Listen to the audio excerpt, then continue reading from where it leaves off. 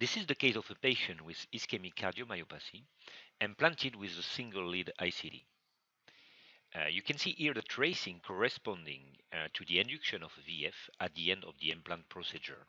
There is a specific programming for the induction procedure with only a single zone of VF program with a limit of 270 milliseconds. The aim of this tracing is to suggest the interest of a probabilistic count in the VF zone. So here you can see the normal rhythm and then the rapid pacing. A low amplitude shock is delivered on the T wave. It induces a ventricular arrhythmia, and you can see here the initial detection of a VF episode by the device.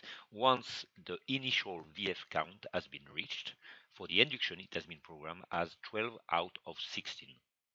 Then starts the short of the capacitor, and then a 25 joule is delivered, and it is efficient with a return to the sinus rhythm.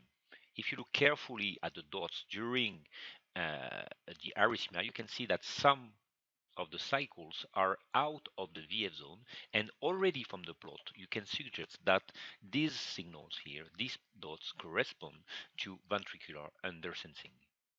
So now if you look at the EGM, on top there is the atrial bipolar signals, then the ventricular bipolar signals, then the markers and the intervals.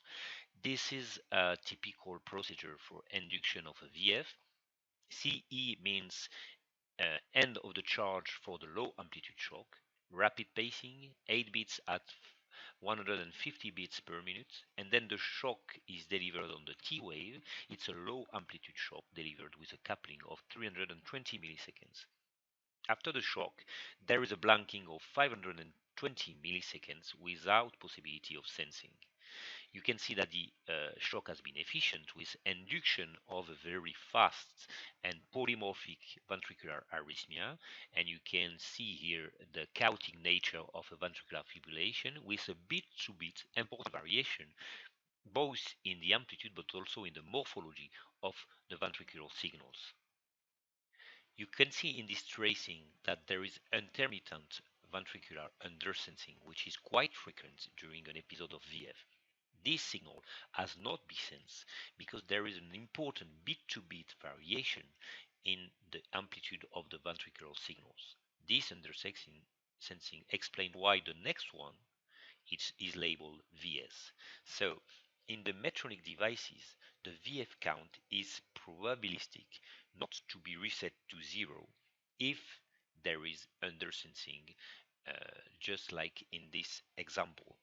So the VF count was programmed as 12 out of 16 in this patient for the induction procedure, which means that for the initial count of VF to be reached, it requires that at least 12 of the last 16 signals are sensed in the ventricular fibrillation zone.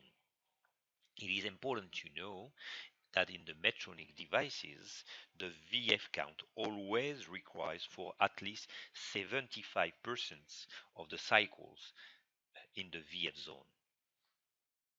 So once the initial count for VF has been reached, there is the initial detection of an episode of ventricular fibrillation. Then starts the charge of the capacitors.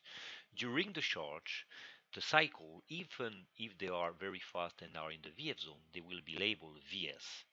At the end of the charge, there is a confirmation, and then the shock is delivered. You can see that the shock has been efficient with normalization of the ventricular rhythm, and then after 8 cycles classified as VS or VP, the device diagnoses the end of the episode with the marker termination.